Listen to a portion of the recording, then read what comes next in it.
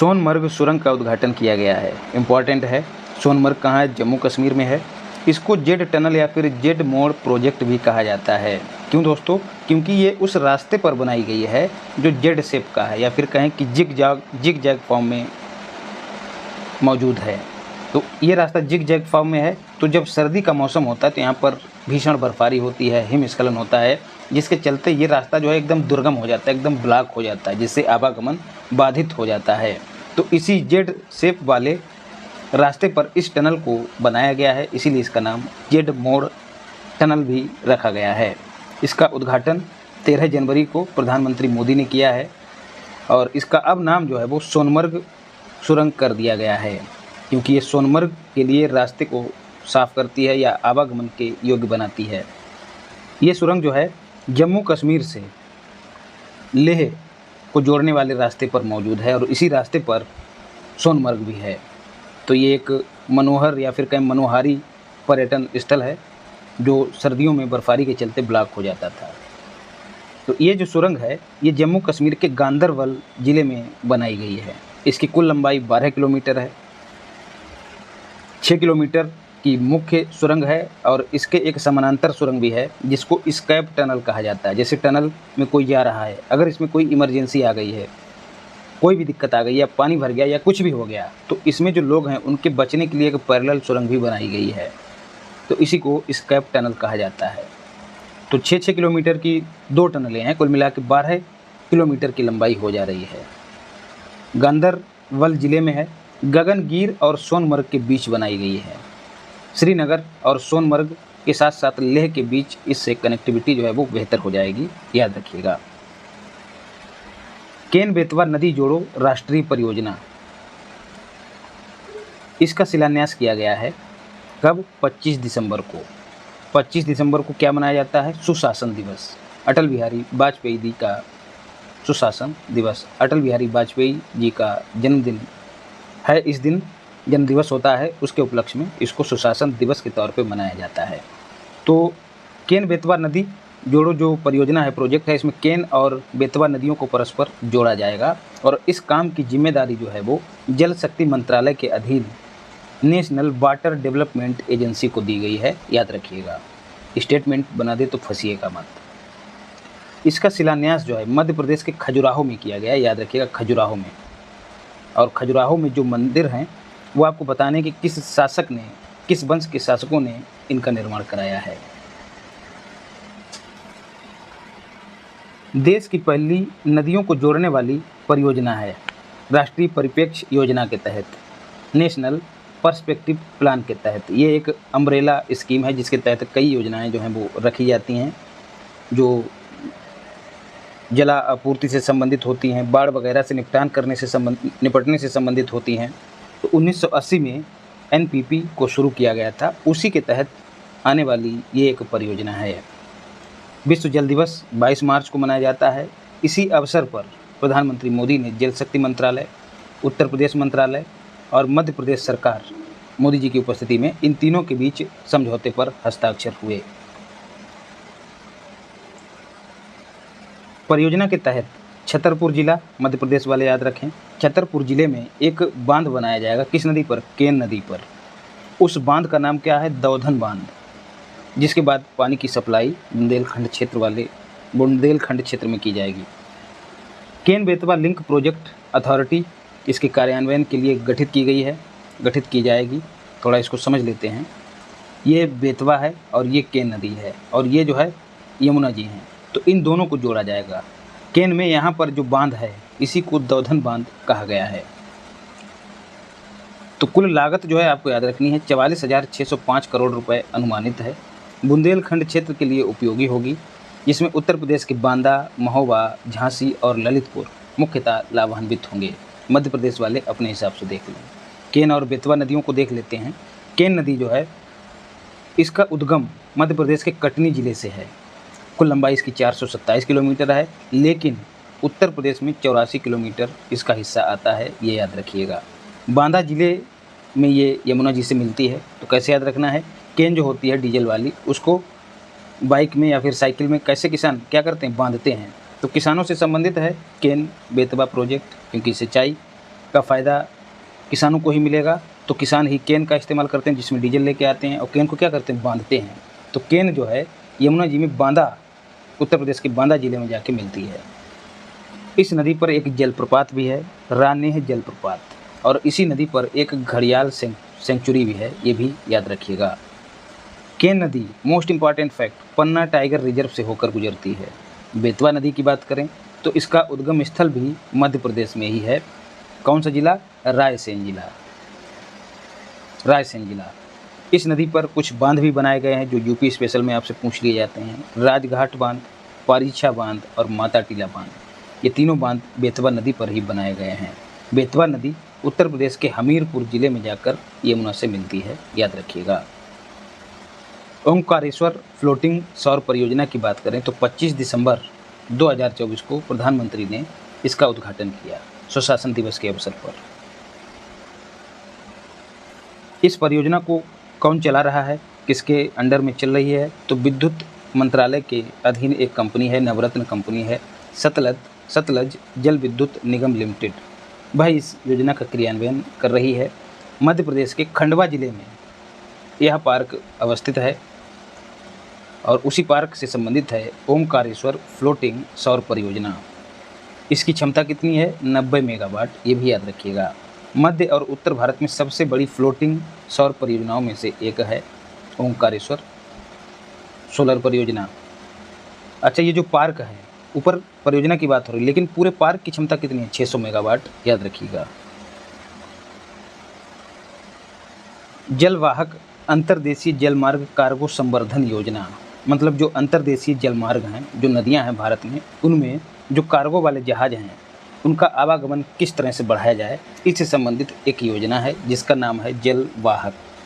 Inland water transport की हिस्सेदारी भारत में कुल ट्रांसपोर्ट में कितनी है, 2%, याद रखिएगा, समग्र माल ढुलाई में। दिसंबर 2024 में सर्वानंद सोनेवाल, जो जहाज पे सोते हुए सर्व आनंद लेते हैं, उनका नाम है सर्वानंद सोनेवाल, जो जहाज रानी मंत्री हैं, ऐसे याद रखिएगा।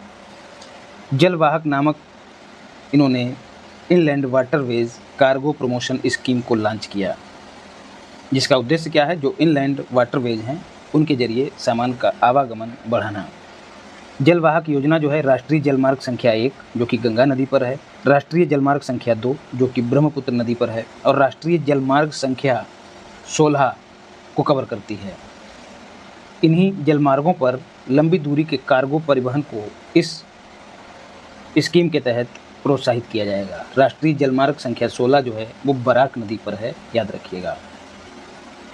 इस योजना के तहत जो कार्गो मालिक हैं उनको अंतर्देशीय जलमार्ग परिवहन क्षेत्र में माल ढुलाई को बढ़ावा देने के लिए 35% तक का इंसेंटिव भी प्रदान किया जाएगा। ये 35% विशेष रूप से याद रखिएगा।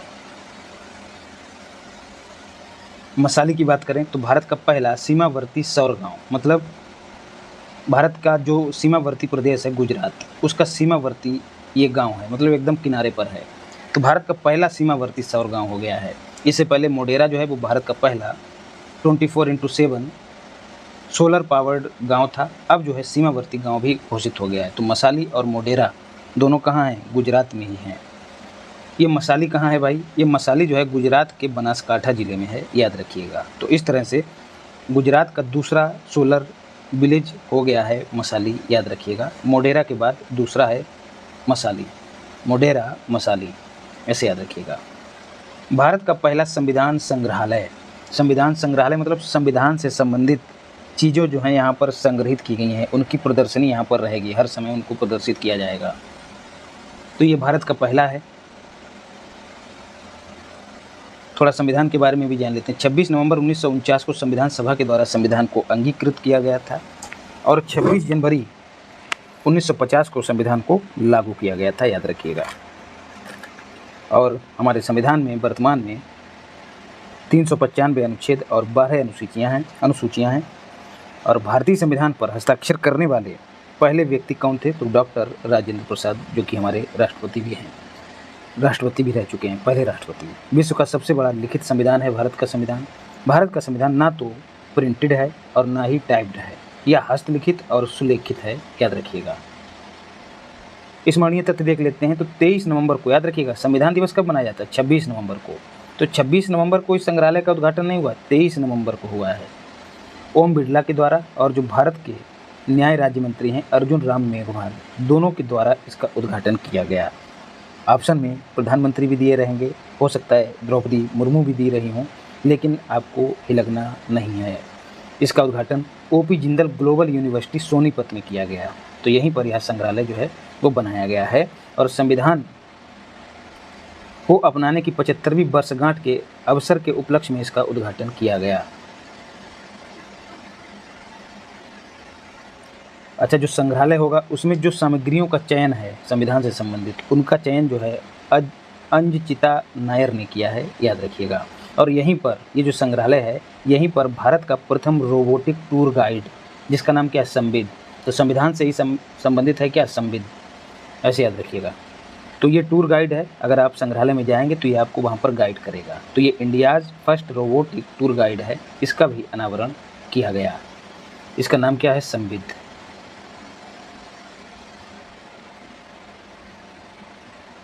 भारत के संविधान के अंगीकरण की 75वीं वर्षगांठ के बारे में भी जान लेते हैं।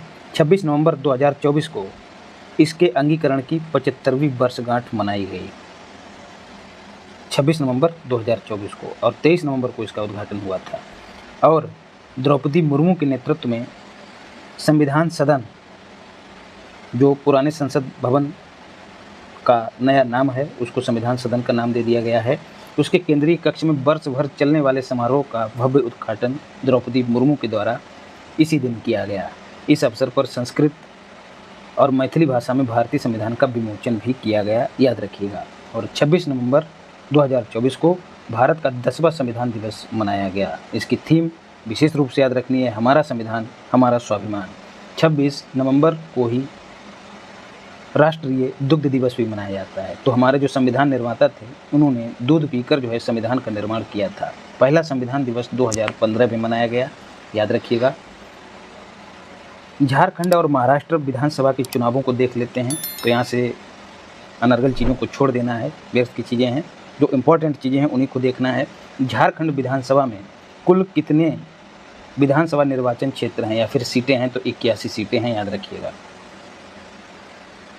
और यहाँ पर जीतने वाली पार्टी कौन सी है? तो झारखंड मुक्ति मोर्चा। इसके अध्यक्ष हेमंत सोरेन मुख्यमंत्री बने हैं, याद रखिएगा। तो झारखंड मुक्ति मोर्चा पहले स्थान पे है 34 सीटें जीतकर। मतलब इसके नेतृत्व में जो गठबंधन है, इंडिया गठबंधन, उसी की सरकार यहाँ पर बनी है। 34 सीटें पाकर 81 में से कहाँ से सरकार बन जाएगी? तो सहयोगी संगठनों ने मिलकर सरकार बनाई है। महाराष्ट्र विधानसभा की बात करें तो यहाँ पर कुल सीटें जो हैं वो कितनी हैं? 288। और जब चुनाव हुए तो महायुति गठबंधन, भारतीय जनता पार्टी के नेतृत्व वाला गठबंधन है, जिसका नेतृत्व एकनाथ शिंदे कर रहे हैं, उसने जीत हासिल की, 235 सीटों पर जीत हासिल की है। तो यही सरकार बनाएगी। जबकि विपक्षी जो गठबंधन है, जिसका नाम है महाविकास अघाड़ी, उसने मात्र 85 सीटें जीती हैं। और महाराष्ट्र में इस जीत में महत्वपूर्ण भूमिका जो है मुख्यमंत्री माझी लड़की बहन योजना ने निभाई है, जिसके तहत 21 से 65 वर्ष की आयु वर्ग की जो महिलाएं हैं उनको 1500 रुपये प्रति माह DBT, डायरेक्ट बेनिफिट ट्रांसफ़र के माध्यम से उपलब्ध कराए जा रहे हैं। देवेंद्र फडणवीस ने मुख्यमंत्री का पदभार ग्रहण किया, और इसके साथ ही एकनाथ शिंदे और राष्ट्रीय कांग्रेस पार्टी के अजीत पवार ने उप मुख्यमंत्री का पदभार ग्रहण किया, याद रखिएगा। राष्ट्रीय प्राकृतिक खेती मिशन, जैसा कि नाम से ही जाहिर है, नेचुरल फार्मिंग को बढ़ावा देना इसका उद्देश्य है। मतलब केमिकल फ्री फार्मिंग, रसायन मुक्त खेती को बढ़ावा देना और उसको अपनाने के लिए प्राकृतिक खेती की पहुंच का विस्तार करना, मतलब किसानों को जागरूक करना। इसके लिए national mission on natural farming को प्रतिपादित किया गया है। 25 नवंबर 2024 को संविधान दिवस से एक दिन पहले कैबिनेट ने इस मिशन को मंजूरी दी है। केंद्र प्रायोजित योजना है। केंद्रीय कृषि और किसान कल्याण मंत्रालय के अंतर्गत यह योजना शुरू की गई है। कुल आउटले जो है इसका 2481 करोड़ रुपए, मतलब कुल परिव्यय, और 15वें वित्त आयोग की अवधि 2025-26 तक यह परिव्यय जो है वो निर्धारित किया गया है। और क्या लक्ष्य रखा गया है? अगले 2 वर्षों में ग्राम पंचायतों के 15,000 समूहों को नेचुरल फार्मिंग को अपनाने के लिए प्रोत्साहित किया जाएगा। इस पहल का एक उद्देश्य ये भी है कि 1 करोड़ किसानों तक इस मिशन को पहुंचाया जाएगा। इसके साथ ही 7.5 लाख हेक्टेयर क्षेत्र में प्राकृतिक खेती भी शुरू की जाएगी। 10,000 बायो जैव इनपुट संसाधन केंद्र, bio input resource centres. Bio input की बात हुई है तो समझिए इसको, बायो इनपुट क्या होता है? जैविक उर्वरक हो गए, जैविक रसायन हो गए, जैविक कीटनाशक हो गए। तो ऐसा सेंटर जहाँ पर ये बायो उर्वरक, बायो रसायन, बायो कीटनाशक ये सब मिलते हैं, उसी को बायो इनपुट रिसोर्स सेंटर कहा जाता है। और यहाँ पर किसानों को प्रशिक्षण भी दिया जाता है, ये भी याद रखिएगा।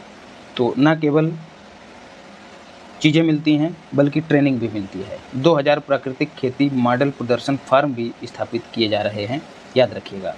अच्छा, बायोटेक्नोलॉजी क्या है आगे देखेंगे, एक आर्टिकल है इससे संबंधित। अटल इनोवेशन मिशन की बात करें तो 2.0 को मंजूरी दे दी गई है। अटल इनोवेशन मिशन नीति आयोग की प्रमुख पहल है जो देश में इंटरप्रेन्योरशिप और इनोवेशन को बढ़ावा देने के उद्देश्य से 2016 में शुरू की गई थी। अभी क्यों चर्चा में है? 25 नवंबर 2024 को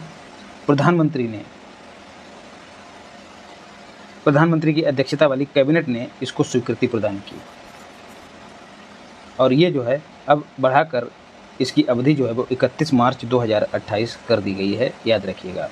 अच्छा, ये जो 25 नवंबर है, इसी दिन national mission for natural farming, इसको भी स्वीकृति मिली है, याद रखिएगा। तो अटल इनोवेशन मिशन और NMNF दोनों को एक ही दिन स्वीकृति मिली है। तो भले ही आपको डेट ना याद रहे, लेकिन इस तरह से जोड़ के जब दिमाग में बिठाए रहेंगे तो क्वेश्चन को सही कर ले जाएंगे। इसके कुछ घटक हैं, या फिर कहें कि अटल इनोवेशन 2.0 के माध्यम से कई कार्यक्रम प्रारंभ किए जाएंगे, जैसे लिपि कार्यक्रम। लिपि मतलब language inclusive program for innovation. देश में अलग अलग क्षेत्रों में अलग अलग भाषाएं बोली जाती हैं, और उन भाषाओं को बोलने वाले किसानों के समूह भी अलग अलग हैं।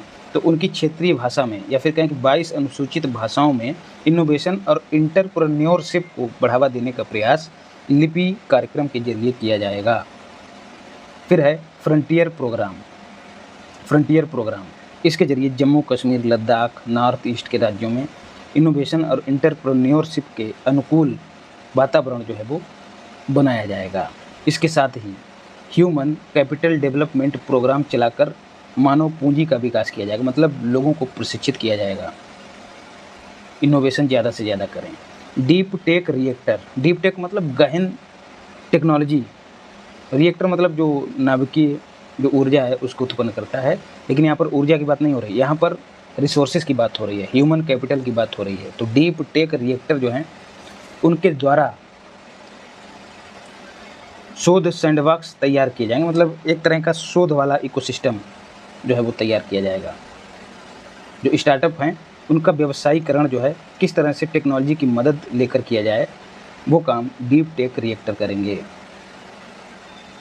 इसके साथ ही इंडस्ट्रियल एक्सीलरेटर प्रोग्राम चलाए जाएंगे, और अटल सेक्टोरल इनोवेशन लॉन्च पैड स्थापित किए जाएंगे। अलग अलग क्षेत्रों में, जैसे शिक्षा में हो गया, स्वास्थ्य में हो गया, कृषि में हो गया, अलग अलग क्षेत्रों में इनोवेशन के लिए अलग अलग लॉन्च पैड स्थापित किए जाएंगे। जैसे कृषि में इनोवेशन को बढ़ावा देना है तो उससे संबंधित सारे उपकरण एक ही प्लेटफॉर्म पर मिलेंगे। तो ऐसे प्लेटफॉर्म को क्या कहा गया है? लॉन्च पैड, ऐसे समझिएगा। PM विद्या लक्ष्मी योजना, नाम से समझिए, विद्या लेने के लिए क्या ज़रूरत पड़ेगा? लक्ष्मी, पैसे की बात हो रही है इसमें।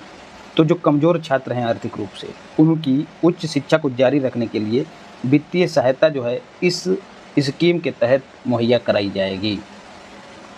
इम्पॉर्टेंट स्कीम है, पूछी जा सकती है, स्टेटमेंट भी बन सकता है।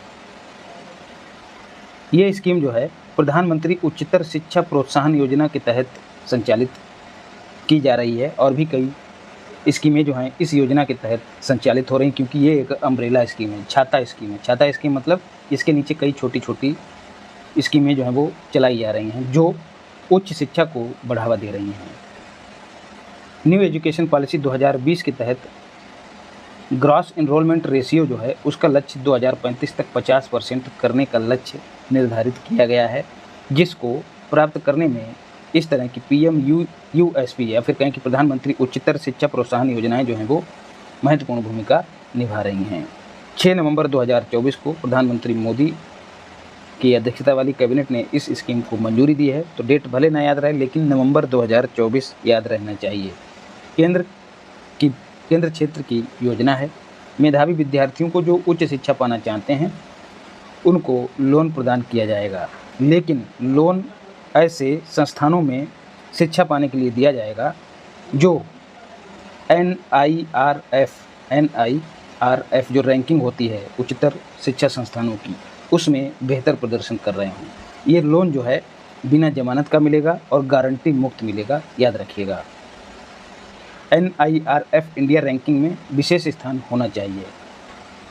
तो ये NIRF रैंकिंग में सभी संस्थान शामिल होंगे, सरकारी के साथ साथ निजी भी। लेकिन इसमें जब आप एडमिशन लेंगे आपको लोन तभी मिलेगा जब अंडर 100 संस्थानों में जो है स्थान प्राप्त करने में सक्षम रहेंगे।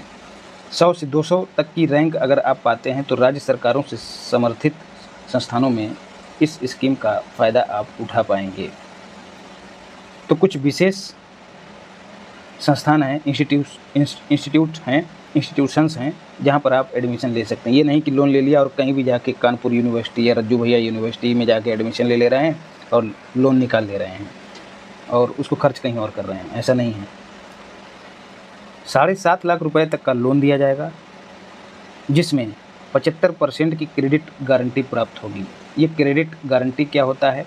जैसे कोई बैंक जो है अगर लोन देती है तो 75% क्रेडिट गारंटी का मतलब ये है कि अगर किसी छात्र ने लोन लिया है और वो डिफ़ॉल्ट कर गया है, जमा नहीं कर पाया है, तो जो 75% हिस्सा है उसकी भरपाई सरकार करेगी। इससे क्या होगा? बैंक को नुकसान नहीं होगा। बाकी 25% का नुकसान जो है बैंक खुद सहेंगे। तो बैंक को जब 75% नुकसान नहीं होगा क्योंकि सरकार की ओर से मदद मिल जाएगी, तो इससे क्या होगा? बैंक जो है छात्रों को लोन देने से मना नहीं करेंगे।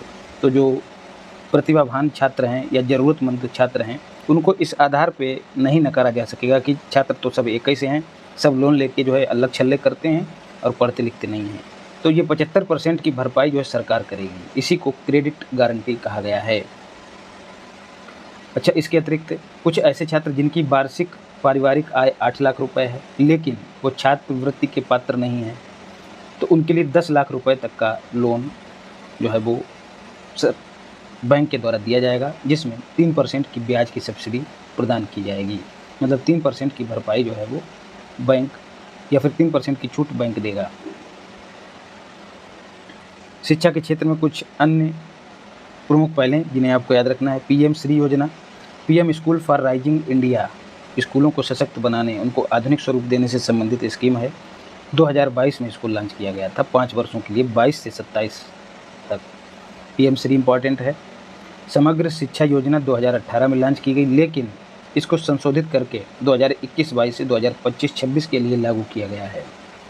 उल्लास मोस्ट इम्पॉर्टेंट है, जिसके आधार पर ही अभी देखिए आपको मैंने पहली वीडियो में बताया था कि मिजोरम, मणिपुर, गोवा को 100% साक्षरता वाला कार्यात्मक साक्षरता वाला राज्य घोषित किया गया है। तो उल्लास इम्पॉर्टेंट है। इसे न्यू इंडिया लिटरेसी प्रोग्राम के नाम से भी जाना जाता है। इसमें 15 वर्ष या फिर उससे अधिक आयु वर्ग के वयस्कों को जो है सशक्त बनाया जाएगा शिक्षा के जरिए। जो पढ़ाई लिखाई छोड़ चुके हैं, शिक्षा से वंचित रह गए हैं, उनको शिक्षित किया जाएगा। कार्यान्वयन अवधि इसकी याद रखनी है 2022 से 27। निपुण भारत ये भी एक स्कीम है, national initiative for proficiency in reading with understanding and numeracy. 2021 को इसे लॉन्च किया गया। कक्षा 3 के अंत तक जो बच्चे हैं उनको बुनियादी साक्षरता मुहैया कराना, उनको जो गणितीय कौशल है, संख्यात्मक जो जानकारी है उससे युक्त करना। होता है ना कि कक्षा 5 का बच्चा है और उसको 10 का पढ़ा नहीं याद है, तो ये जो न्यूमरेसी से संबंधित चीज़ें हैं वो बच्चों में कूट कूट के भरना इसका उद्देश्य है। साधारण शब्दों में समझिए। निष्ठा की बात करें, इसको 2019 में लॉन्च किया गया। ये शिक्षकों से संबंधित है, उनके अंदर पेशेवर विकास को बढ़ावा दिया जाए, किस तरह से बढ़िया टीचिंग की जाए, उसका विकास निष्ठा स्कीम के तहत किया जा रहा है। नमो ड्रोन दीदी योजना, ड्रोन और दीदी, ऐसी दीदी जो ड्रोन से जुड़ी हुई है, ड्रोन से अपनी आजीविका चला रही है। उर्वरकों को ड्रोन के जरिए छिड़का जाएगा। उर्वरकों की बात हुई है तो समझ लीजिए, उर्वरकों का दूसरा सबसे बड़ा उत्पादक देश है भारत, और इसके साथ ही दूसरा सबसे बड़ा आयातक भी भारत है, क्योंकि फास्फेटिक और पोटाश जैसे खनिज जो हैं अनुपलब्ध रहते हैं। इस वजह से हम इम्पोर्टर भी हैं। अक्टूबर 2024 में कृषि और किसान कल्याण मंत्रालय ने ड्रोन दीदी योजना के परिचालन के दिशा निर्देश जारी किए हैं। इस योजना की शुरुआत 2023 में की गई थी, नमो ड्रोन दीदी योजना के नाम से। याद रखिएगा, 24 में गाइडलाइन जारी हुए, शुरुआत 23 से हुई थी। केंद्रीय क्षेत्र की परियोजना है, 2024-25 से लेकर 25-26 की अवधि के लिए चलाई जा रही है। इसमें 15,000 सेल्फ हेल्पिंग ग्रुप्स को जो है ड्रोन मुहैया कराए जाएंगे, और जो सेल्फ हेल्पिंग ग्रुप हैं उनको ड्रोन चलाने की ट्रेनिंग भी दी जाएगी। सेल्फ हेल्पिंग ग्रुप को ड्रोन की 80% लागत जो है वो सरकार के द्वारा वित्तीय सहायता के रूप में मिल जाएगी। 20% जो है वो ग्रुप खुद ही वहन करेगा, तो लगभग 80% की सब्सिडी सरकार के द्वारा मिल जा रही है। ग्रामीण महिलाओं को ड्रोन संचालन में प्रशिक्षित कर उन्हें ड्रोन दीदी के रूप में रूपांतरित किया जाएगा और महिला सशक्तिकरण को बढ़ावा दिया जाएगा। 77वें स्वतंत्रता दिवस के अवसर पर प्रधानमंत्री मोदी ने इसकी घोषणा की थी। हरियाणा और जम्मू कश्मीर में जो विधानसभा चुनाव हुए हैं उससे संबंधित चीज़ें देख लेते हैं। तो हरियाणा में कुल सीटें कितनी हैं? 90 सीटें, याद रखिएगा। और जो चीज़ें आपको याद रखनी है, सरकार किस पार्टी की बनी है? तो भारतीय जनता पार्टी की सरकार बनी है। भारतीय राष्ट्रीय कांग्रेस राहुल गांधी जी वाली, वो दूसरे स्थान पर रही है। और नायब सिंह सैनी दूसरी बार मुख्यमंत्री के रूप में शपथ ग्रहण किए हैं, याद रखिएगा। जम्मू कश्मीर की बात करें, इम्पॉर्टेंट है, यहाँ पर कुछ चीज़ें आपको डिटेल में देखनी है। कुल विधानसभा सीटें जम्मू कश्मीर में 90 हैं, जिसमें से 7 सीटें जो हैं वो एससीज़ के लिए आरक्षित हैं, 9 सीटें जो हैं वो एसटीज़ के लिए आरक्षित हैं। कुल 3 चरणों में चुनाव आयोजित किए गए। संघ राज्य क्षेत्र के रूप में पुनर्गठन होने के बाद जम्मू कश्मीर में पहली बार विधानसभा चुनाव हुआ है, इसलिए ये इम्पॉर्टेंट है। और इस दौरान धड़कई गांव जो है वो चर्चा में रहा है, क्योंकि यहाँ पर जो मतदाता हैं वो अधिकांश सुनने और बोलने में अक्षम हैं, इसीलिए इसको साइलेंट विलेज ऑफ इंडिया कहा जाता है, धड़कई गांव को। तो इन्होंने भी मतदान किया, इसलिए चर्चा में रहा है। Jammu and Kashmir national Conference, इसके साथ ही इंडियन नेशनल कांग्रेस और भारतीय Communist Party of India Marxist, इन तीनों के गठबंधन ने 90 में से 49 सीटें जीतकर यहाँ पर जनादेश प्राप्त किया है, जिसके चलते उमर अब्दुल्ला जो हैं वो पहले मुख्यमंत्री निर्वाचित हुए हैं, या फिर मुख्यमंत्री के रूप में उन्होंने शपथ ग्रहण की है। शपथ ग्रहण करना ज़्यादा सही रहेगा। सुरेंद्र कुमार चौधरी उप मुख्यमंत्री की शपथ ग्रहण किए हैं, याद रखिएगा। तो पहले नंबर पर कौन सी पार्टी रही है? Jammu and Kashmir national conference, Omar Abdullah वाली। दूसरे स्थान पर भारतीय जनता पार्टी, और तीसरे स्थान पर इंडियन नेशनल कांग्रेस राहुल गांधी जी वाली। तो यहाँ पर ये 19 से ज़्यादा परफॉर्म किया है बीजेपी ने, 29 सीटें जीती है। 3 एआई उत्कृष्टता केंद्रों की स्थापना। उत्कृष्टता केंद्र मतलब कोई काम कर रहे हो उसमें एक्सीलेंसी कैसे लाई जाए, उसके लिए कुछ रिसोर्सेज की ज़रूरत पड़े, कुछ हथियार, फट्टे, कुछ कच्ची सामग्री। तो ऐसी चीज़ें जो हैं जिस केंद्र पे मिलती हैं, जिनका इस्तेमाल करके उत्कृष्टता किसी काम में लाई जा सकती है, उनको एक्सीलेंस सेंटर कहा जाता है। जैसे आप पंखा खोल लें अपना, और आपके पास हथियार हैं ही नहीं टाँका लगाने के, वायरिंग सही करने के, ग्रीसिंग करने के, या फिर उसको खोलने के लिए पेंच कसा ही नहीं है, तो कैसे काम होगा? उसके लिए आप एक सेंटर पे जाएं जहाँ पर ये सारी चीज़ें हों, तब आप एक्सीलेंसी के साथ काम कर पाएंगे। तो ऐसे ही सेंटर जो हैं वो एक्सीलेंस, सेंटर ऑफ एक्सीलेंस कहे जाते हैं। तो जो शिक्षा मंत्री हैं धर्मेंद्र प्रधान, उन्होंने 3 एआई उत्कृष्टता केंद्रों की स्थापना की घोषणा की है। हुए नहीं है स्थापित, घोषणा हुई है, जो स्वास्थ्य, कृषि और सतत शहरों पर केंद्रित होंगे।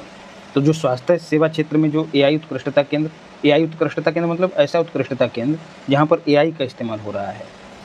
तो स्वास्थ्य के क्षेत्र में आईआईटी दिल्ली और अखिल भारतीय आयुर्विज्ञान संस्थान एम्स जो हैं अपना योगदान कर रहे हैं, उसकी स्थापना कर रहे हैं, दोनों मिलकर स्वास्थ्य सेवा के क्षेत्र में करेंगे। कृषि के क्षेत्र में एआई उत्कृष्टता केंद्र की स्थापना जो है या फिर उसका नेतृत्व आईआईटी रोपड़ के द्वारा किया जाएगा। तो रोपड़ मतलब रोपण, और रोपण किसका होता है? पौधे का, इसलिए कहा जाता है पौधारोपण। और पौधा कहाँ होता है? कृषि में। तो कृषि क्षेत्र में जो एआई उत्कृष्टता केंद्र है उसकी स्थापना आईआईटी रोपड़ के सहयोग से की जाएगी। सतत शहर क्षेत्र में एआई उत्कृष्टता केंद्र का नेतृत्व आईआईटी कानपुर के द्वारा किया जाएगा और इनकी स्थापना जो है 2023-24 से लेकर 2027-28 तक की जाएगी, याद रखिएगा। कार्यान्वयन की निगरानी के लिए एक समिति का भी गठन किया गया है जिसकी अध्यक्षता श्रीधर वेम्बू कर रहे हैं। भारत का प्रथम व्यवहारिक एआई डेटा बैंक उसको लॉन्च किया है, जो साइंस एंड टेक मिनिस्टर हैं जितेंद्र सिंह, उनके द्वारा। India's first practical AI data bank. इससे राष्ट्रीय सुरक्षा को बढ़ावा मिलेगा। डेटा विश्लेषण, रियल टाइम डेटा विश्लेषण जो है उस क्षेत्र में काम होगा। बैंकों का डेटा और जो भी डेटा है, ड्रोन, इंटरनेट ऑफ थिंग, इन सब से संबंधित जो डेटा है उसको एनालिसिस करके रिजल्ट तेज़ी से निकाला जा सकेगा। तो ऐसा पहला डेटा बैंक जो है वो लॉन्च किया गया है। राष्ट्रीय समुद्री विरासत परिसर की बात की जाए तो इम्पोर्टेंट आर्टिकल है, पत्तनपोत परिवहन और जल मार्ग मंत्रालय ने गुजरात के अहमदाबाद के निकट लोथल, जो कि सिंधु घाटी सभ्यता का बंदरगाह नगर है, लोथल में एक नेशनल मैरीटाइम हेरिटेज कॉम्प्लेक्स के विकास की परिकल्पना की है। अभी स्थापित नहीं हो पाया है। वियतनाम भी इसमें सहयोग कर रहा है, इसके अलावा कई और देश सहयोग कर रहे हैं। तो ये नेशनल मैरीटाइम हेरिटेज कॉम्प्लेक्स जो है वो स्थापित किया जाएगा लोथल में। अक्टूबर 2024 को प्रधानमंत्री की अध्यक्षता वाली कैबिनेट ने इसको मंजूरी प्रदान की।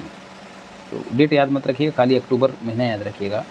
इसमें क्या होगा, भारतीय नौसेना, भारतीय तटरक्षक बल के लिए समर्पित एक गैलरी भी होगी और उसके साथ ही जो समुद्री विरासत है हमारी उसको भी इसमें दर्शाया जाएगा। एक लाइट हाउस संग्रहालय का भी निर्माण प्रस्तावित है जो विश्व का सबसे ऊंचा संग्रहालय होगा, याद रखिएगा।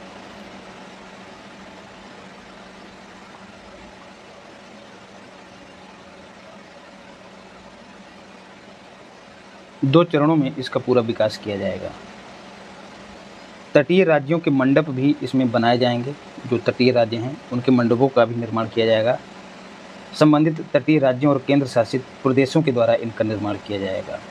कार्यान्वयन के लिए भारतीय पत्तन संघ, इंडियन पोर्ट्स एसोसिएशन जो है वो नोडल एजेंसी होगी। लोथल के बारे में आपको बता ही दिया है। भारतीय कौशल संस्थान मुंबई का उद्घाटन किया गया। अभी तक 3 कौशल संस्थान जो हैं वो मंजूरी प्राप्त कर चुके हैं।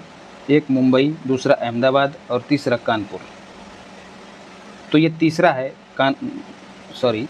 है मुंबई, जिसका उद्घाटन किया जा चुका है। 9 अक्टूबर को प्रधानमंत्री मोदी ने भारतीय कौशल संस्थान मुंबई का उद्घाटन किया। इससे पहले 2016 में कानपुर में देश के पहले भारतीय कौशल संस्थान का शिलान्यास किया गया था।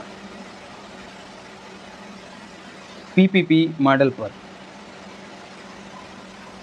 पब्लिक प्राइवेट पार्टनरशिप मॉडल पर इसको स्थापित किया गया है और इस संस्थान को केंद्रीय कौशल विकास और उद्यमशीलता मंत्रालय और टाटा ट्रस्ट या फिर टाटा जो कंपनी है उसके सहयोग से स्थापित किया गया है।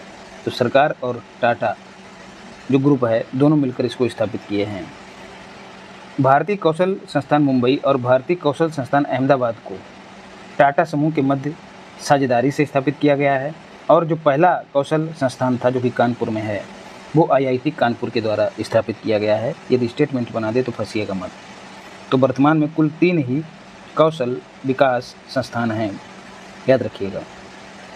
5 भाषाओं को शास्त्रीय भाषा का दर्जा दिया गया है। शास्त्रीय भाषाएं वे भाषाएं होती हैं जो प्राचीन साहित्यिक परंपरा को लिए रहती हैं, उनका संरक्षण करती हैं, उनका संवर्धन करती हैं।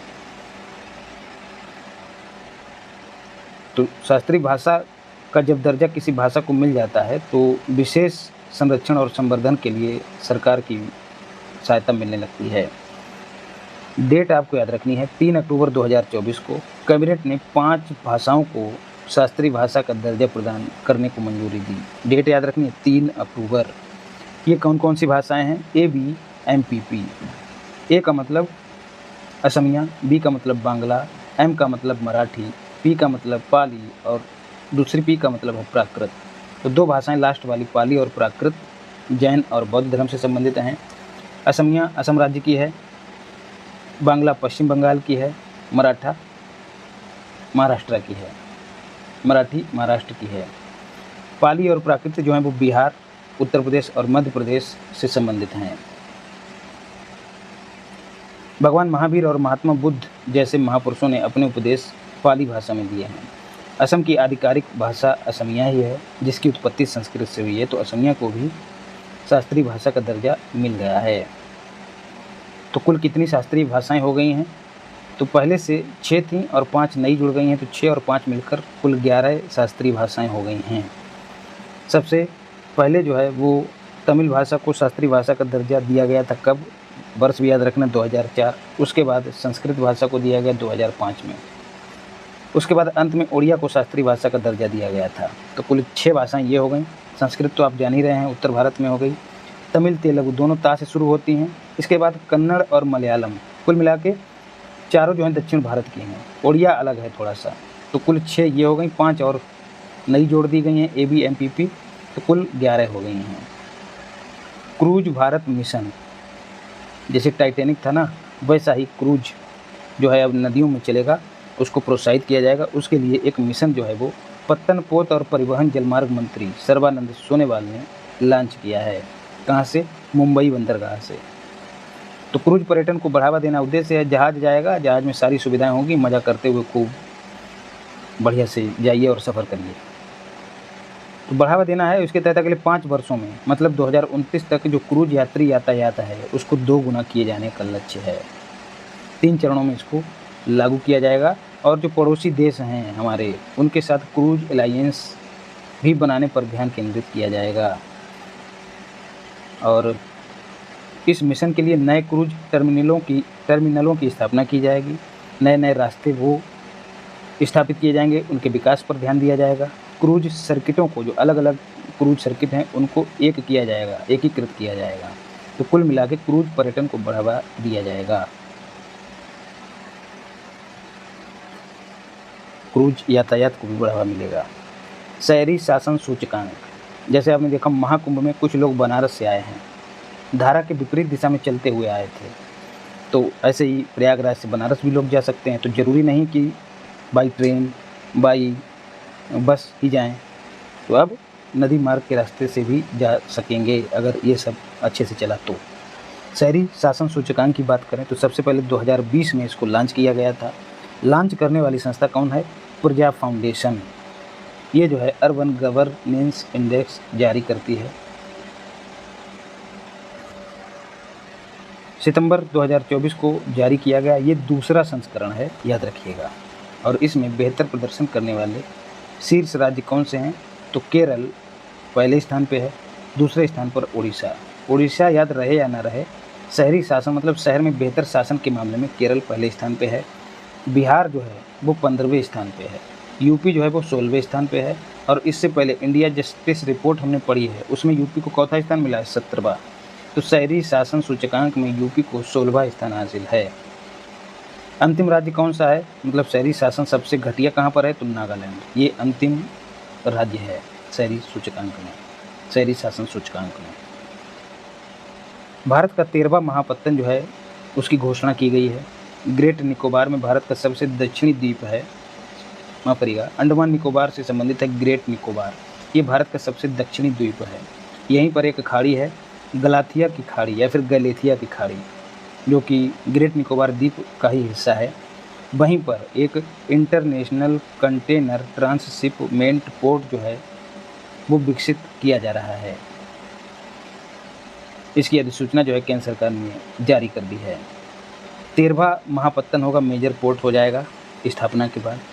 और ये जो है ये east west world shipping corridor के निकट गेटवे के रूप में काम करेगा। मतलब सामान आएगा, जैसे इंडोनेशिया से सामान आया तो यहाँ पर उतरेगा, हम जाके इंडोनेशिया वाले क्षेत्र में ले जा सकते हैं सामान को। तो ये तो हो गया गेटवे का मामला, गेटवे की तरह काम करेगा। दूसरा, ट्रांसशिप्ड कार्गो की सुविधा से भी ये मेजर पोर्ट जो है वो लैस होगा। ट्रांसशिप्ट क्या होता है, भारत में अभी तक कोई भी ऐसा पोर्ट नहीं था जो इस फैसिलिटी से लैस हो। ये फैसिलिटी क्या है, बड़े बड़े कंटेनर जो हैं वो हमारे यहाँ किसी भी पत्तन पर नहीं उतर पाते थे, लेकिन जब ये मेजर पोर्ट बन जाएगा, या फिर इससे पहले हम लोग बिझिंझम पोर्ट को पढ़े हैं जो कि केरला में है, जब ये पूरी तरह से बन जाएंगे तो जो बड़े बड़े कंटेनर हैं वो अब दूसरे देशों में, जैसे अभी तक क्या होता था, पहले जो बड़े कंटेनर थे वो श्रीलंका में उतरते थे पोर्ट पर, उसके बाद भारत में आते थे। तो अब जो है हमारी विदेशों पर निर्भरता कम हो जाएगी। 13 महापत्तन अब हो गए हैं, मेजर पोर्ट्स हो गए हैं, उनमें से आपको याद होंगे ही होंगे, इनको देख लीजिएगा 13 के 13। लेकिन जो आपको विशेष रूप से याद रखने हैं, कामराजर पोर्ट, ये कहाँ का है, ये तमिलनाडु का है। ऑप्शन में असम भी रहेगा क्योंकि असम को कामरूप के भी नाम से जाना जाता है। तो कामराजर और कामरूप थोड़ा थोड़ा सेम लगते हैं, मतलब भैया भैया लगते हैं। चिदम्बरनार पत्तन, ये थुथुकुडी तमिलनाडु में है। दीनदयाल पत्तन कच्छ गुजरात में है। जवाहरलाल नेहरू पत्तन महाराष्ट्र में है। मुर्मुगांव पत्तन जो है गोवा में है।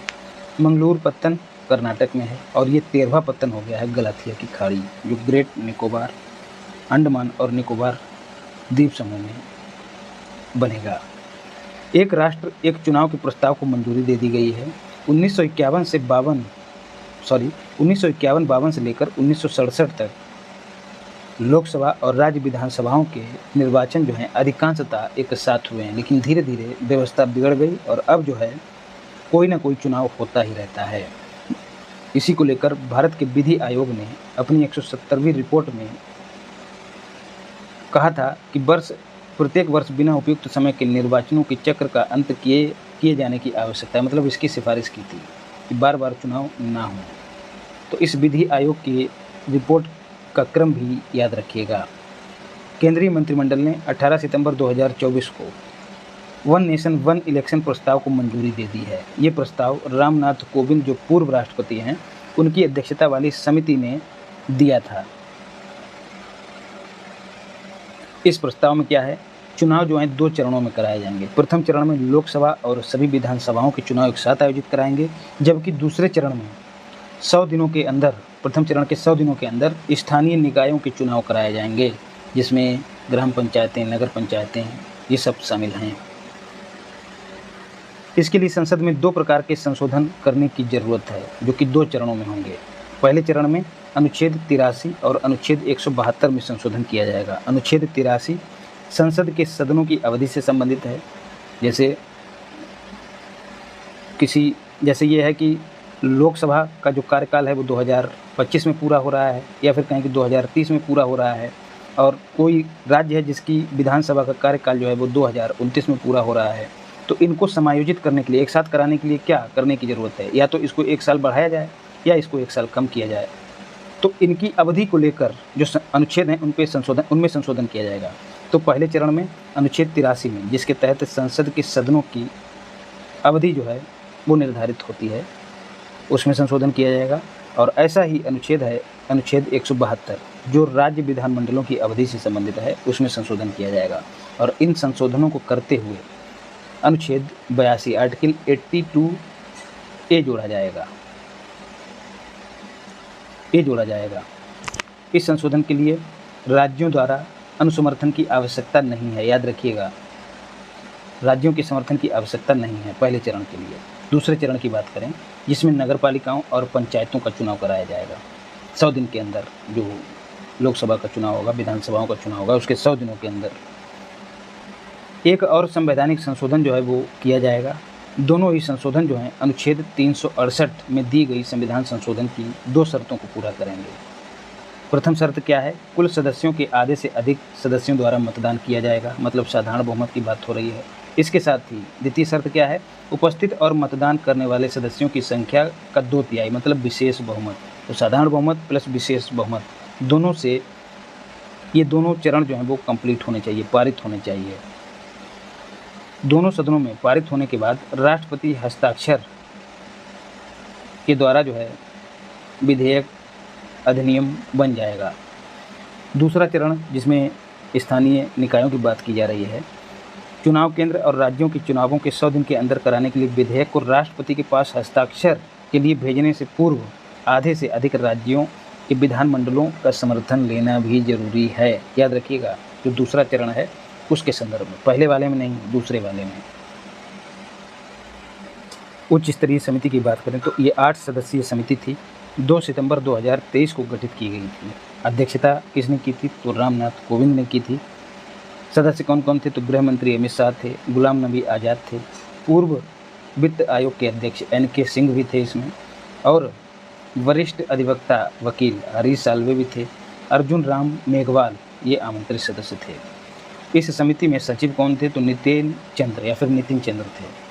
तो 2023 में इसका गठन किया गया था और मार्च 2024 में इसने द्रौपदी मुर्मू को अपनी रिपोर्ट सौंप दी थी। PM आशा योजनाएं जारी रखने को केंद्र सरकार ने मंजूरी दे दी है। 2018 में एक अम्ब्रेला स्कीम प्रधानमंत्री अन्नदाता आय संरक्षण अभियान, जिसको PM आशा कहा जाता है, उसको मंजूरी प्रदान की गई थी। 2018 में जो बजट था, केंद्रीय बजट, उसमें इसकी घोषणा की गई थी, जिसके तहत किसानों को उनकी उपज के लिए लाभकारी मूल्य प्रदान करना इसका उद्देश्य था। अब जो है इस योजना को, मतलब इस अम्ब्रेला स्कीम के तहत जो योजनाएं चलाई जा रही हैं उनको जारी रखा जाएगा। 15वें वित्त आयोग के कार्यकाल के दौरान 2025-26 तक लगभग इनके जारी रहने से 35,000 करोड़ रुपए का व्यय रहेगा। तो कुल मिलाकर किसानों की आमदनी बढ़ाने से संबंधित योजनाएं जो हैं वो PM आशा योजना के अंडर में चलाई जा रही हैं, जो कि एक अम्ब्रेला स्कीम है। अगला है प्रधानमंत्री जनजातीय उन्नत ग्राम अभियान। तो जो जनजातियां हैं, उनके जो गांव हैं, उनको उन्नत किया जाएगा सामाजिक दृष्टि से, आर्थिक दृष्टि से। इसके लिए एक अभियान जो है वो लॉन्च किया गया है, जिसमें कुल 63,000 गांव शामिल किए जाएंगे, जिसके चलते 5 करोड़ जनजातीय लोगों को लाभ मिलेगा। इस अभियान की घोषणा जो है केंद्रीय बजट 24-25 में की गई थी। 18 सितंबर 2024 को कैबिनेट ने इस मिशन को मंजूरी दे दी है, जिसके तहत कुल परिव्यय, टोटल आउटले जो है वो 79,156 करोड़ रुपए निर्धारित किया गया है। इम्पॉर्टेंट फैक्ट है। 30 राज्यों और केंद्र शासित प्रदेशों के जो जनजातीय बहुल गांव हैं, गांव वाले 549 जिले जो हैं इसमें शामिल किए जाएंगे और सामाजिक और आर्थिक उत्थान के लिए, जनजातियों के सामाजिक और आर्थिक उत्थान के लिए 25 कार्यक्रम जो हैं वो चलाए जाएंगे और ये कार्यक्रम 17 मंत्रालयों के अंडर में चलाए जाएंगे। ठीक है, तो कई मंत्रालयों के कार्यक्रम इसमें रहेंगे जो STs का उत्थान करेंगे। बायो राइड योजना को मंजूरी दी गई है, इम्पॉर्टेंट है। सितंबर 2024 में कैबिनेट ने बायो राइड योजना को मंजूरी प्रदान की है। समझते हैं इसके बारे में। ये क्या है बायो राइड योजना? फुल फॉर्म इसकी जहन में डाल लेना। Biotechnology research innovation and entrepreneurship development. जो बायोटेक्नोलॉजी है, बायोटेक्नोलॉजी क्या है? जीवित चीज़ों से कोई नई चीज़ बनाना, जैसे बैक्टीरिया हो गए या फिर पेड़ पौधे हो गए, इनसे कोई नई प्रजाति पैदा कर देना पेड़ पौधों की, या कोई नया बैक्टीरिया बनाना जो लोगों के हित में हो। तो इस टेक्नोलॉजी को ही बायोटेक्नोलॉजी कहा जाता है। तो बायोटेक्नोलॉजी के क्षेत्र में रिसर्च और इनोवेशन को बढ़ावा देना, इसके साथ ही इनोवेशन से कोई मान लिया नया आइडिया निकला तो उस आइडिया को कैसे एंटरप्रेन्योरशिप में बदलना है, मतलब कैसे पैसे कमाने हैं, तो उसके विकास को बढ़ावा देना इसका उद्देश्य है। तो बायो राइड ऐसे समझिए, बायो मतलब बायोटेक्नोलॉजी, राइड मतलब इस पर सवारी करना। ठीक है, मतलब बायोटेक्नोलॉजी पे चढ़ जाओ और इतना इनोवेशन करो कि हर तरफ बायोटेक्नोलॉजी हो जाए। तो बायोटेक्नोलॉजी के क्षेत्र में R&D मतलब रिसर्च एंड डेवलपमेंट को बढ़ावा देने से संबंधित एक स्कीम है जो बायोटेक्नोलॉजी के क्षेत्र में इनोवेशन और जैव उद्यमिता को बढ़ावा देगी, जो कि मैंने आपको ऊपर ही बता दिया है। बायो E3 नीति इम्पॉर्टेंट है। अगस्त 2024 में कैबिनेट ने इसको मंजूरी दी थी। बायो E3 का मतलब क्या है? बायो का मतलब biotechnology, for economy, for environment, दूसरे ई का मतलब फॉर एम्प्लॉयमेंट। इन तीनों ही क्षेत्रों में किस तरह से बायोटेक्नोलॉजी को बढ़ावा दिया जाए, ऐसी है बायो E3 नीति। मतलब बायोटेक्नोलॉजी को इन तीनों क्षेत्रों में बढ़ावा दिया जाएगा इस नीति के तहत। इस नीति को फॉलो करने वाला पहला राज्य असम बना है, ये भी मोस्ट इम्पॉर्टेंट फैक्ट है। नमो भारत रैपिड रेल का उद्घाटन सितंबर 2024 में गुजरात में भारत की पहली वंदे मेट्रो ट्रेन का उद्घाटन किया गया। इस ट्रेन का संचालन अहमदाबाद एवं भुज के बीच में किया गया। वंदे मेट्रो ट्रेन, पहली वंदे मेट्रो ट्रेन। तो अभी तक वंदे भारत वगैरह हम लोग देखते थे, ट्रेनें देखते थे, लेकिन अब मेट्रो ट्रेन भी वंदे मेट्रो ट्रेन हो गई है। इसका पुनर्नामकरण हो गया है। पुनर्नामकरण के बाद इसका नया नाम नमो भारत रैपिड रेल कर दिया गया है। ठीक है। इससे पहले हम लोग रैपिड ट्रांजिट सिस्टम को पढ़े थे, जिसमें क्या था, एक तेज गति वाली ट्रेन जो है निश्चित शहरों के बीच ही चलेगी। ठीक है। तो वो थी RRTS, regional rapid transit system वाली ट्रेन। लेकिन उसी की तर्ज पर अब मेट्रो ट्रेन भी चलाई गई है अहमदाबाद से भुज के बीच। मतलब उसका थोड़ा नेक्स्ट लेवल का वर्जन मेट्रो ट्रेन। अभी तक क्या होता था, मेट्रो ट्रेन किसी शहर विशेष में चलती थी, जैसे दिल्ली में चल रही है या फिर लखनऊ में चल रही है। लेकिन ये जो मेट्रो ट्रेन होगी, ये एक शहर को छोड़कर दूसरे शहर तक भी जा रही है, जिससे सार्वजनिक यातायात को बढ़ावा मिल रहा है। तो ऐसी ट्रेन जो है कहाँ शुरू की गई है, ऐसी ट्रेन अहमदाबाद से कच्छ के बीच में शुरू की गई है। फिर अगला है मिशन मौसम। सितंबर 2024 में कैबिनेट ने इसको मंजूरी दी। 2 वर्षों के लिए इसको चलाया जा रहा है। 2 वर्षों के लिए चलाया जा रहा है और 2 वर्षों के साथ साथ 2000 करोड़ रुपए का आउटले भी है। ये भी परस्पर जोड़ के याद रखिएगा। इस मिशन का कार्यान्वयन केंद्रीय पृथ्वी विज्ञान मंत्रालय करेगा, याद रखिएगा। और इसमें 3 संस्थान भी महत्वपूर्ण भूमिका निभाएंगे। मिशन मौसम मतलब मौसम से संबंधित क्षेत्र में R&D को, रिसर्च एंड डेवलपमेंट को बढ़ावा दिया जाएगा। तो 3 संस्थान और शामिल हैं, भारत मौसम विज्ञान विभाग, इंडिया मेट्रोलॉजिकल डिपार्टमेंट और भारतीय उष्ण देशीय मौसम विज्ञान संस्थान, जो कि पुणे में है। और तीसरा है राष्ट्रीय मध्यम अवधि मौसम पूर्वानुमान केंद्र, जो कि नोएडा में है। तो इन दोनों स्थानों के शहर भी याद रखिएगा, मतलब कहाँ स्थित हैं, और इसके साथ ही नाम भी याद रखिएगा। तो उद्देश्य क्या है, मौसम पूर्वानुमान प्रणाली को मजबूत करना, ज़्यादा से ज़्यादा उसको और सटीक बनाना, यही मिशन मौसम का उद्देश्य है।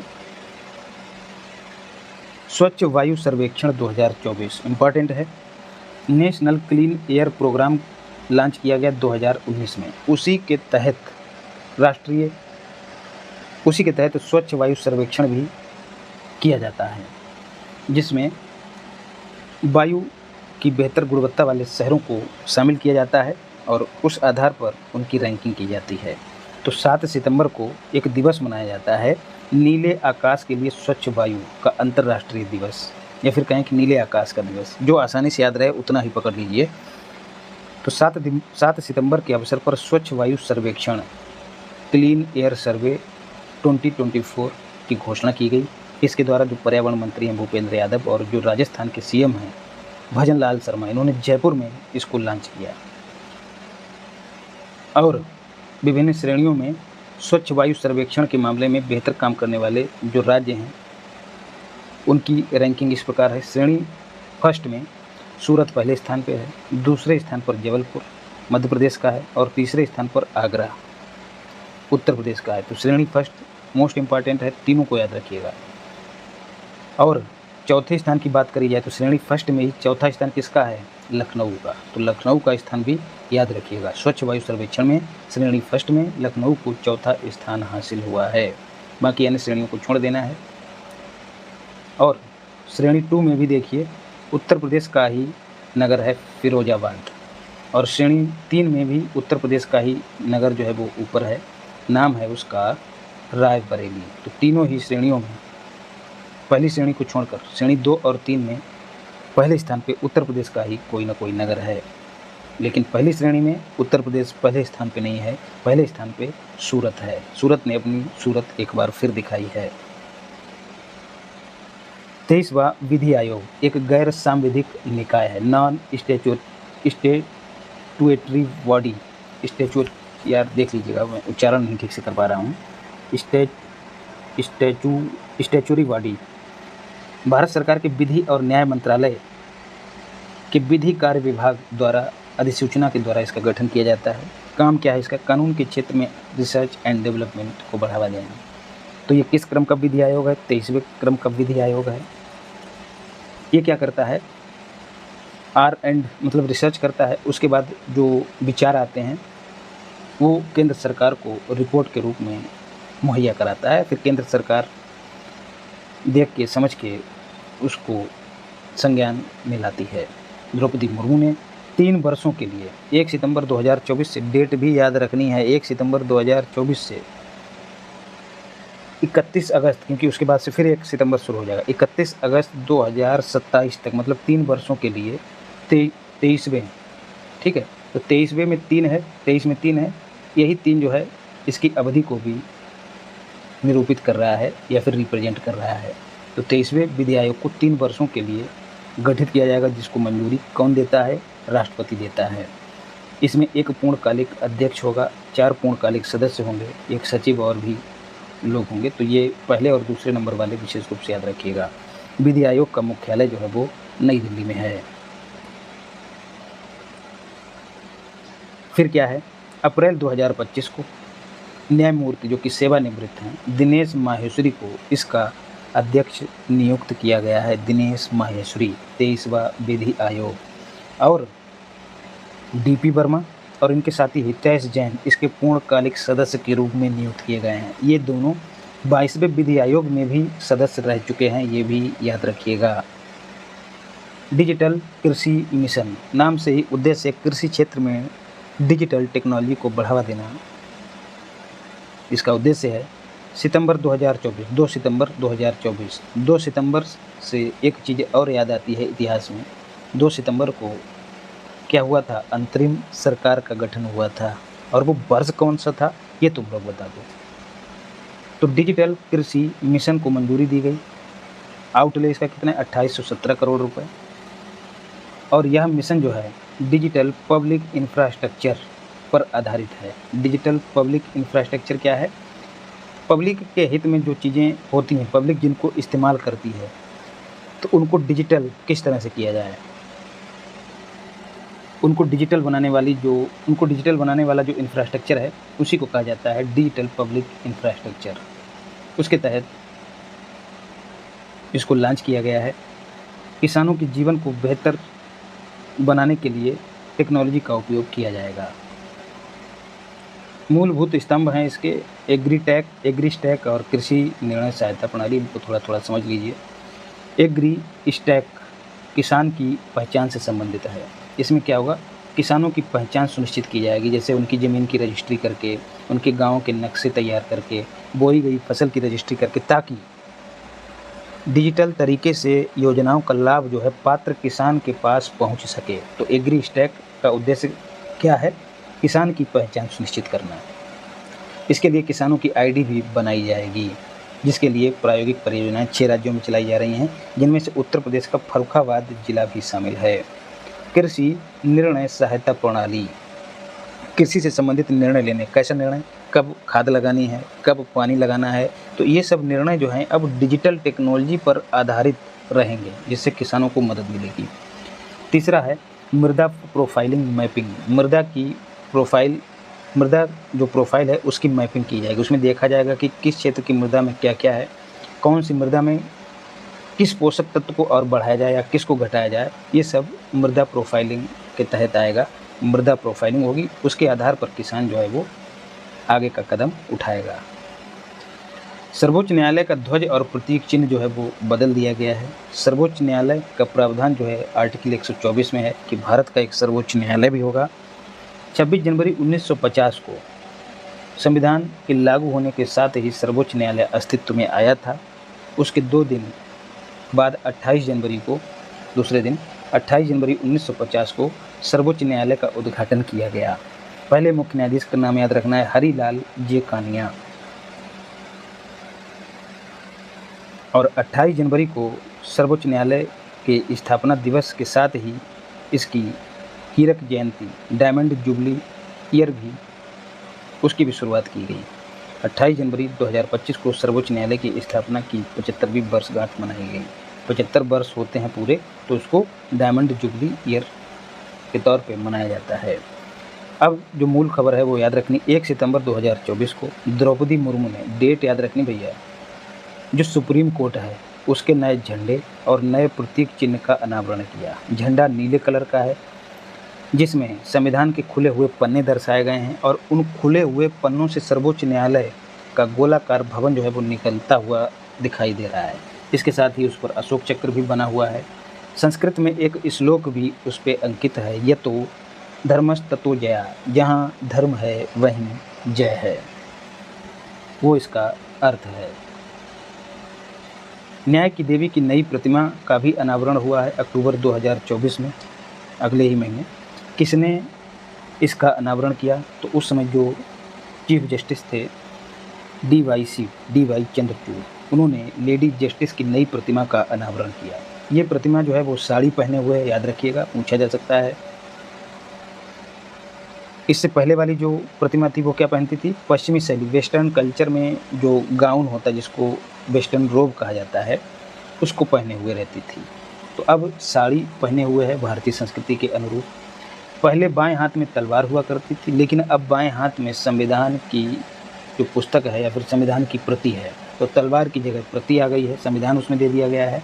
आँखों पर पुरानी प्रतिमा में पट्टी बंधी हुई रहती थी जो दर्शाती थी कि कानून अंधा है, मतलब साक्ष्यों के आधार पर काम करता है कानून, लेकिन अब वो पट्टी हटा दी गई है। दाएं हाथ में पहले भी तराजू था और अब भी तराजू है, जिसका मतलब है कि जो न्याय की देवी है वो तौल कर संतुलन बनाते हुए न्याय करेगी, संतुलन का प्रतीक है। तो थोड़ा समझ के इसको जहन में बिठा लीजिएगा, अगर स्टेटमेंट बना दे तो फंसिएगा मत। बाधवन या फिर बाढ़वन पत्तन का शिलान्यास। 13 महापत्तन वर्तमान में मेजर पोर्ट्स जो हैं वो अधिसूचित हैं भारत में।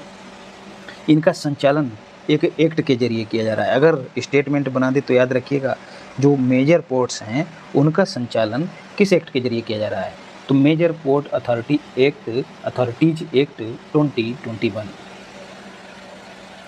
प्रधानमंत्री मोदी ने बाधवन पत्तन या फिर बाधवन पोर्ट का शिलान्यास किया। याद रखिएगा, फाउंडेशन रखी है, अभी उद्घाटन नहीं किया है। शिलान्यास रखा है कहाँ? महाराष्ट्र के पालघर जिले में। निर्माण पूरा होने के पश्चात यह पत्तन विश्व के टॉप 100 जो मेजर पोर्ट हैं उनमें शामिल होगा। अब बात करते हैं NICDP, national industrial corridor development program. Bharat का सबसे बड़ा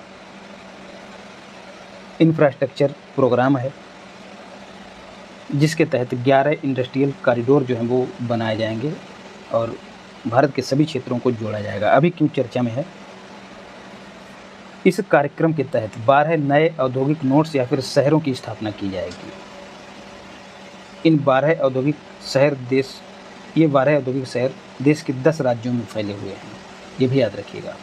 और 12 नए औद्योगिक शहरों में से केवल 11 के शहरों के नामों की ही घोषणा की गई है, क्योंकि एक में चुनाव हो रहा था। हरियाणा और जम्मू कश्मीर में विधानसभा चुनाव हो रहे थे तो आचार संहिता का उल्लंघन हो जाता, इसलिए 12 के 12 नाम जो हैं वो घोषित नहीं किए, केवल 11 नाम घोषित किए गए। तो ये औद्योगिक शहर होंगे, मतलब ऐसे शहर जो औद्योगिक गतिविधियों से युक्त होंगे, मतलब बड़े स्तर पर औद्योगिक उत्पादन हो रहा होगा। इनको जो है इन्हीं कॉरिडोर के जरिए जोड़ दिया जाएगा, तो इससे कहीं ना कहीं इकोनॉमिक ग्रोथ को बढ़ावा मिलेगा, इकोनॉमिक ग्रोथ होगी भारत की। तो ये शहर आपको याद रखने हैं, कुछ प्रमुख शहर जैसे दिघी, ये कहाँ है? महाराष्ट्र में। खुरपिया उत्तराखंड का, पलक्कड़ केरल का, आगरा उत्तर प्रदेश का, प्रयागराज उत्तर प्रदेश का है और बिहार का गया है। उत्तर प्रदेश वाले विशेष रूप से याद रखें, उत्तर प्रदेश के 2 शहर शामिल हैं, एक तो प्रयागराज और दूसरा आगरा। ऑप्शन में लखनऊ भी रहेगा, गच्चा मत खा जाइएगा, लखनऊ शामिल नहीं है। एक बात और है, नॉर्थ ईस्ट का एक भी जिला इसमें शामिल नहीं है। एकीकृत पेंशन योजना की बात करें, यूनिफाइड पेंशन स्कीम, इसको मंजूरी दे दी गई है। इससे केंद्र सरकार के 23 लाख कर्मचारियों को लाभ प्राप्त होगा और जो ओल्ड पेंशन स्कीम वाले हैं उनके लिए भी इस नई पेंशन पर, ओल्ड पेंशन स्कीम तो पहले थी, उसके बाद नेशनल पेंशन स्कीम आई, NPS नेशनल पेंशन सिस्टम आया, उसके बाद ये UPS आई है, यूनिफाइड पेंशन स्कीम। तो जो एनपीएस वाले हैं वो भी इस पर स्विच करने के लिए एलिजिबल रहेंगे, अपनी इच्छा अनुसार कर सकते हैं। और जो राज्य हैं उन्हें भी ऑप्शन दिया गया है इस पर स्विच करने का। तो अगस्त 2024 में यूपीएस को मंजूरी देने वाला भारत का पहला राज्य था महाराष्ट्र।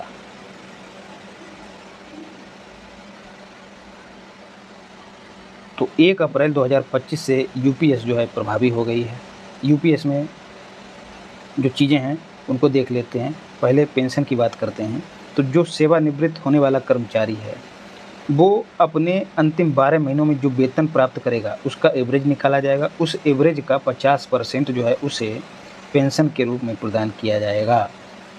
और इस पेंशन राशि को पाने के लिए उसे कम से कम 25 वर्षों की सेवा देना आवश्यक है। मतलब 25 वर्ष तक अगर वो नौकरी किया रहेगा तो ये वाली कंडीशन उस पर लागू होगी। लेकिन अगर उसकी सेवाएं 25 वर्ष से कम की हैं तो उसी हिसाब से आनुपातिक रूप से घटा दिया जाएगा उस पेंशन को। लेकिन न्यूनतम 10 वर्षों तक सेवारत रहना चाहिए। मतलब सेवाएं जो हैं कम से कम 10 वर्षों तक उस व्यक्ति ने पूरी की हो, अपनी सेवा को 10 वर्षों तक पूरा किया हो। उससे कम है तब उसको लाभ नहीं मिलेगा। फिर है कर्मचारी को उसके निधन से पहले पेंशन के 60% के समतुल्य राशि जो है वो फैमिली पेंशन के रूप में प्रदान की जाएगी। ये भी याद रखिएगा। न्यूनतम 10 वर्षों की सेवा के बाद अगर सेवानिवृत्त होता है तो उसको 10,000 रुपये प्रति माह की सुनिश्चित न्यूनतम पेंशन प्रदान करने की गारंटी जो है इसमें दी गई है, याद रखिएगा। अगर 10 वर्षों से कम की सेवा है तो कौनो पेंशन उसको नहीं मिलेगी। इसके साथ ही एक और स्कीम लॉन्च की है वित्त मंत्री निर्मला सीतारमण ने। नाम है उसका वात्सल्य, एनपीएस वात्सल्य। केंद्रीय बजट 2024-25 में इसकी घोषणा की गई थी। वात्सल्य मतलब बच्चों से संबंधित है, उनके प्रति जो वात्सल्य का भाव है उसको मजबूत करने के उद्देश्य से।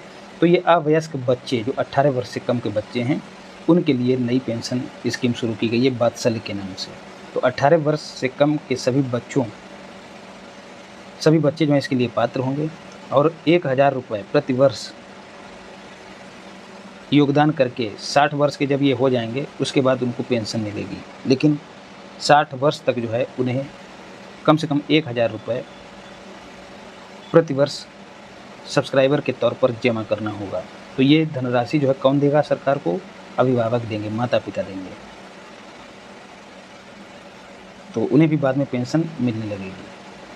NIRF इंडिया रैंकिंग, जिसकी अभी हमने बात करी थी महालक्ष्मी योजना में, विद्या लक्ष्मी योजना में, शिक्षा मंत्रालय के अंतर्गत नेशनल इंस्टीट्यूशनल रैंकिंग फ्रेमवर्क की शुरुआत की गई थी 2015 में। इसमें क्या होता है, जो उच्च शिक्षण संस्थान हैं भारत के उनको रैंकिंग प्रदान की जाती है। पहला संस्करण जो है इसका 2016 में लॉन्च हुआ था और अभी जो संस्करण लागू हुआ है वो 9वां संस्करण है। और कब लागू हुआ है? अगस्त 2024 में लागू हुआ है। 9वां संस्करण लागू हुआ है। इसमें क्या है भाई, इसमें समग्र रैंकिंग ही आपको याद रखनी है। समग्र रैंकिंग में शीर्ष जो टॉप 5 इंस्टीट्यूशंस हैं उनमें IIT मद्रास पहले स्थान पे है। इसको विशेष रूप से याद रखना, पहला ही, चाहो तो दूसरा भी याद कर लेना क्योंकि अक्सर ये भी पहले या दूसरे ही स्थान पे रहता है। भारतीय विज्ञान संस्थान IISc बेंगलुरु, तो ये दूसरे स्थान पे है। फिर उत्तर प्रदेश के कौन से संस्थान जो हैं वो इसमें हैं? IIT कानपुर को 5वां स्थान हासिल हुआ है। बनारस हिंदू विश्वविद्यालय को समग्र रैंकिंग में 11वां स्थान हासिल हुआ है। तो उधर IIT मद्रास और यूपी के संदर्भ में IIT कानपुर, ये आपको विशेष रूप से याद रखना है। बाकी सब लमझड़ है, इसको छोड़िए। SDG इंडिया इंडेक्स 2023-24, इसका प्रकाशन सबसे पहले 2018 में किया गया था। 2018 में 2 काम और हुए थे। एक ODOP, one district one product scheme शुरू की गई थी। दूसरा पहला यूपी दिवस भी मनाया गया 2018 में। और SDG इंडिया इंडेक्स को जारी कौन करता है? तो UNDP इंडिया, इसका हेडक्वार्टर आपको बताना है कहाँ है। UNDP का यूनाइटेड नेशन डेवलपमेंट प्रोग्राम, और इसकी स्थापना भी बतानी है कब हुई थी। तो UNDP की जो भारतीय शाखा है UNDP इंडिया, उसने और नीति आयोग दोनों ने मिलकर इस पहल को शुरू किया है। पहली बार 2018 में प्रकाशित हुआ था, अब की बार जुलाई 2024 में प्रकाशित हुआ है और ये चौथा संस्करण है दोस्त, ये चौथा संस्करण है। तो NIRF जो रैंकिंग है उसका चौथा संस्करण है, 9वां संस्करण है, अभी पीछे हमने पढ़ा है। और ये SDG इंडिया का चौथा संस्करण है, चौथा संस्करण है।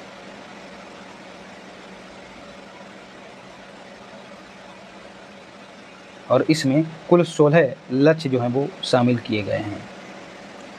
सतत विकास लक्ष्यों से एक नया क्वेश्चन जरूर पूछ लिया जाता है और आजकल UPPCS तो इन प्रश्नों पे ज़्यादा मेहरबान है, 2-2 क्वेश्चन पूछ ले रहा है घुमा फिरा के। तो इस पर एक 2 मिनट की वीडियो दी है, उसको देख लेना, जीवन में कभी नहीं भूलोगे। इसी वीडियो में लास्ट में चिपकी मिलेगी, उसको देख लेना, लोगों तक शेयर भी कर देना।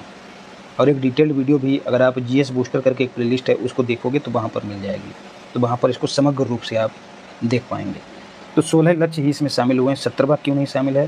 क्योंकि जो 17वां लक्ष्य जो है, 17 मतलब 17 नहीं, 7 रह, 7 रह मतलब 7 रहने की बात की जा रही है। तो जो देश हैं जो SDG पर काम कर रहे हैं वो परस्पर साथ रह के या परस्पर साझेदारी के तहत ही इन लक्ष्यों को 2030 तक प्राप्त कर पाएंगे।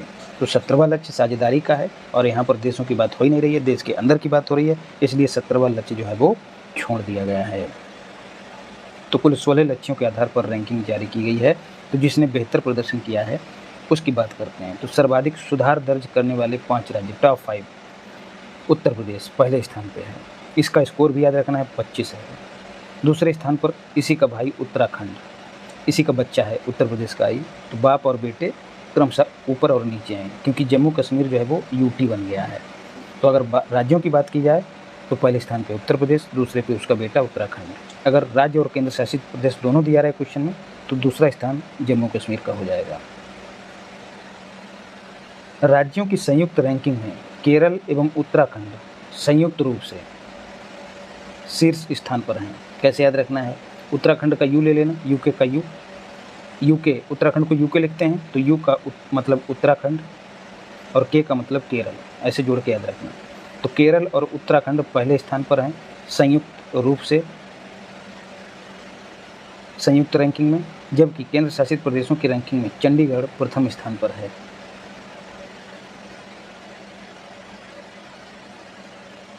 और दूसरे स्थान पर तमिलनाडु है, याद रखिएगा। राज्यों में, केंद्र शासित प्रदेशों में चंडीगढ़, और अंतिम रैंक पर कौन है? तो बिहार। ठीक है। 18वां स्थान उत्तर प्रदेश को प्राप्त हुआ है 67 स्कोर के साथ। ये समग्र रैंकिंग की बात हो रही है। बाकी इधर सुधार करने की बात आए तो सर्वाधिक सुधार UP ने किया है। समझिएगा, सुधार और रैंकिंग अलग अलग हैं, फिर कंफ्यूज हो जाओ, कहो कि ऊपर उत्तर प्रदेश को पहला स्थान दे रहे हो और यहाँ पर 18वां स्थान दे रहे हो। राज्यों का प्रदर्शन, जो एस्पिरेंट वाली श्रेणी है उसमें किसी भी राज्य ने बेहतर प्रदर्शन नहीं किया है। परफॉर्मर, अच्छा प्रदर्शन, उसमें बिहार शामिल है। फ्रंट रनर एक ऐसी कैटेगरी है जिसमें उत्तर प्रदेश शामिल है, याद रखिएगा, और किसी में भी उत्तर प्रदेश शामिल नहीं है। अचीवर कोई भी राज्य नहीं है, कोई भी देश अभी तक अचीवर नहीं हो पाया, मतलब जिसने सतत विकास लक्ष्यों को पा लिया हो। तो राज्य कहाँ से हो जाएगा? तो अचीवर कैटेगरी में एक भी नहीं है। अब बात करें किस लक्ष्य पर उत्तर प्रदेश ने बेहतर प्रदर्शन किया है, फ्रंट रनर रहा है, किस लक्ष्य पर बढ़िया काम किया है? तो जो क्लीन एनर्जी है, सतत विकास लक्ष्य संख्या 7, उस पर उत्तर प्रदेश और उसका बेटा उत्तराखंड अच्छा काम किए हैं। और बिहार जो है किसी भी एक लक्ष्य पर बेहतर काम नहीं कर पाया है। आप देखेंगे कि बिहार का यहाँ आता पता नहीं है। तो इस तरह से पूरा हमने राष्ट्रीय परिदृश्य कंप्लीट कर लिया है। लोगों तक वीडियो शेयर करना, नए हो तो चैनल को सब्सक्राइब करना, और बाकी अभी जितना पढ़ लोगे ना उतना हितकर रहेगा। पहले चाहे थोड़ा कम भी पढ़ा होगा आपने, लेकिन इस समय अगर आप कहेंगे कि मैं थोड़ा विश्राम कर लूँ तो दिक्कत हो जाएगी। अभी एकदम झोंक दीजिए, किसी भी तरीके से जो है ज़्यादा से ज़्यादा पढ़िए, क्योंकि चीज़ें जो हैं जब ज़्यादा कॉम्प्लिकेटेड होने लगती हैं तो थोड़ा मन भी गिव अप करने लगता है। तो वहाँ पर एक हनुमान जी की चौपाई है। जब हनुमान जी लंका को जा रहे होते हैं तो रास्ते में समंदर में एक पर्वत होता है, मैनाक पर्वत। तो मैनाक पर्वत जो है वो कहते हैं हनुमान जी से कि आके थोड़ा विश्राम कर लीजिए, उसके बाद अपना काम करिए। तो हनुमान जी के संदर्भ में एक चौपाई दी हुई है मानस जी में, तो हनुमान तेहि परसा कर पुनि कीन प्रणाम। हनुमान जी ने जो मैनाक पर्वत हैं उनको स्पर्श किया और प्रणाम किया। हनुमान तेहि परसा कर पुनि कीन प्रणाम, और राम काज कीने बिना मोहि कहाँ विश्राम।